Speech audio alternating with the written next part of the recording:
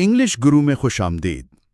عوام کی زبردست مانگ پر ہم اردو میں کتابوں کے تجزیوں کی ایک نئی سیریز شروع کرنے جا رہے ہیں۔ یہ ہے اس سیریز کا پہلا قسط۔ جی، اور آج ہم بات کر رہے ہیں ملیحہ لودھی کی مرتب کردہ کتاب Pakistan beyond the crisis state پر لکھے گئے ایک جائزے کی۔ بالکل، یہ جائزہ عدیل خالد صاحب کا ہے اور journal of South Asian studies میں شائع ہوا۔ تو آئیے دیکھتے ہیں کہ اس جائزے میں کتاب کے کون سے اہم نکات ابھارے گئے ہیں۔ جی، جائزہ نگار شروع میں ہی ایک بہت اہم بات کرتے ہیں۔ وہ کہتے ہیں کہ یہ کتاب اصل میں پاکستان کے عوام کے نام ہے جو ایک بہتر مستقبل چاہتے ہیں، اور یہ کہ کتاب مایوسی نہیں، امید کا پیغام دیتی ہے۔ اچھا، امید کا پیغام، یہ تو کافی الگ بات ہے، خاص طور پر پاکستان کے حوالے سے جو عمومی تاثر پایا جاتا ہے اس کے برعکس۔ جی بالکل، اور جائزہ نگار کے مطابق یہ صرف کوئی ہوائی بات نہیں ہے۔ ملیحہ لودھی جو خود برطانیہ اور امریکہ میں سفیر رہی ہیں، انہوں نے بڑے جسے کہتے ہیں نا تجربے کار لوگوں کو اکٹھا کیا ہے۔ کون کون شامل ہیں اس میں؟ کچھ نام بتائیں گی؟ ہاں، کئی بڑے نام ہیں: عائشہ جلال، محسن حامد، شجاع نواز، عشرت حسین، منیر اکرم، معید یوسف، مطلب مختلف شعبوں کے ماہرین ہیں۔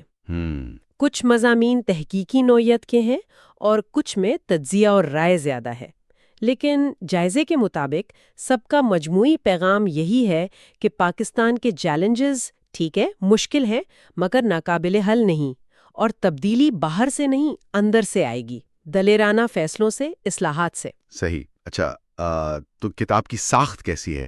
جائزہ نگار نے اسے کیسے تقسیم کیا ہے؟ جی، جائزے میں بتایا گیا ہے کہ کتاب کو سمجھنے کے لیے 5 بڑے حصوں میں دیکھا جا سکتا ہے۔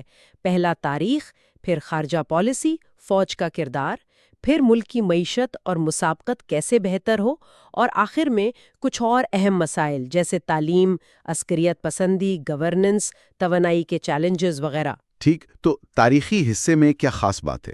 تاریخی حصے میں جیسا کہ جائزے میں ذکر ہے، عائشہ جلال ماضی کی اہمیت پر خاص طور پر 1971 کے سانحے سے سیکھنے پر زور دیتی ہیں۔ اکبر احمد صاحب قائد اعظم کے نظریات کو آج کے مسائل جیسے فرقہ واریت یا صوبائیت کے حل کے لیے اہم بتاتے ہیں۔ یعنی ماضی کو سمجھ کر ہی آگے بڑھا جا سکتا ہے۔ بالکل۔ اور فوج اور خارجہ پالیسی، یہ تو پاکستان میں ہمیشہ سے بہت اہم اور کہنا چاہیے کہ حساس موضوعات رہے ہیں۔ جی ہاں، بالکل۔ جائزے کے مطابق خارجہ پالیسی والے حصے میں رفعت حسین نے بھارت سے تعلقات پر لکھا ہے، احمد رشید نے افغانستان کے حوالے سے، منیر اکرم نے ذرا وسیع تناظر میں یعنی عالمی چیلنجز اور اسٹریٹجک پہلوؤں پر بات کی ہے۔ اور فوج کے کردار پر؟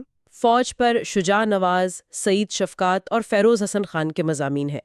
سول ملٹری تعلقات کا جو عدم توازن ہے، جوہری معاملات، ان پر بات ہوئی ہے۔ دلچسپ بات یہ ہے کہ جائزہ نگار یہاں حمزہ علوی کے پرانے نظریے کا بھی حوالہ دیتا ہے، صرف یہ بتانے کے لیے کہ یہ بحث نئی نہیں، اس کی گہری تاریخی جڑیں ہیں۔ اچھا، تو مطلب کتاب صرف مسائل کی لسٹ نہیں بنا رہی، بلکہ ان کی گہرائی میں جانے کی کوشش کر رہی ہے، ان کے پس منظر کو سمجھنے کی۔ جی بالکل، لیکن اور یہ اہم ہے، جائزہ نگار یہ بھی کہتا ہے کہ کتاب صرف مسائل کا رونا نہیں روتی۔ جیسے محسن حامد کا مضمون ہے پاکستان کیوں زندہ رہے گا، یہ عوام کی ہمت، ان کے ریزیلینس کی بات کرتا ہے، ملک کے تنویع کو طاقت بتاتا ہے۔ یہ تو بہت مثبت بات ہے۔ ہاں، اور اسی طرح عشرت حسین صاحب صرف گورننس کے مسائل نہیں گنواتے، بلکہ وہ ادارہ جاتی اصلاحات کے لیے ٹھوس تجاویز بھی دیتے ہیں۔ جائزے کے مطابق ان کا مرکزی نقطہ یہ ہے کہ مسئلہ اچھی پالیسیوں کا نہ ہونا نہیں، بلکہ کمزور اداروں کی وجہ سے ان پر عمل نہ ہونا ہے۔ جی ہاں، یہ بات تو اکثر سننے میں آتی ہے۔ تو کیا دوسرے شعبوں جیسے معیشت، توانائی، تعلیم، ان میں بھی جائزہ نگار کو عملی حل نظر آئے؟ جائزے کے مطابق ہاں، میکائل احمد معیشت پر، ضیاء اللہ داد توانائی پر، اور شانزہ خان اور معید یوسف تعلیم پر لکھتے ہوئے آگے کا راستہ دکھاتے ہیں، حکمت عملی بتاتے ہیں۔ جائزہ نگار اس بات کو خاص طور پر سراہتا ہے کہ کتاب پاکستان کی اصل طاقت یعنی اس کی جغرافیائی اہمیت، اس کی نوجوان آبادی، ان صلاحیتوں پر توجہ دیتی ہے جن کا ذکر آج کل کم ہوتا ہے۔ تو یہ صرف تجزیہ نہیں بلکہ ایک طرح سے ایک روڈ میپ دینے کی کوشش ہے۔ آپ کہہ سکتے ہیں جی، کم از کم مسائل کے حل کی طرف اشارہ کرنے کی۔ تو خلاصہ کیا ہے اس جائزے سے؟ کتاب کا مرکزی خیال کیا نکلتا ہے؟ جائزہ نگار کے نزدیک دو باتیں سب سے اہم ہیں۔ ایک، پاکستان کے مسائل کا حل اندر سے آئے گا، اندرونی اصلاحات سے، اور دوسرا، پاکستانی عوام کی جو مشکلات سہنے کی صلاحیت ہے، جو ثابت قدمی ہے، اس پر یقین۔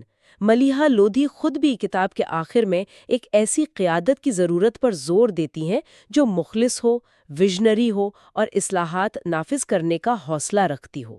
یہ ایک بہت اہم پیغام ہے۔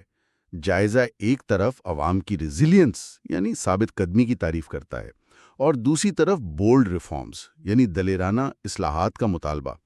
یہاں ایک سوال ذہن میں آتا ہے جس پر شاید ہمیں غور کرنا چاہیے جی؟ کہ کیا عوام کی اس ثابت قدمی کو ان ضروری مگر شاید مشکل اصلاحات کے لیے ایک طاقت کے طور پر استعمال کیا جا سکتا ہے؟ مطلب یہ ریزیلینس صرف برداشت کرنے کے لیے ہے یا تبدیلی لانے کے لیے بھی ایک قوت بن سکتی ہے؟ یہ ایک سوچنے کی بات ہے۔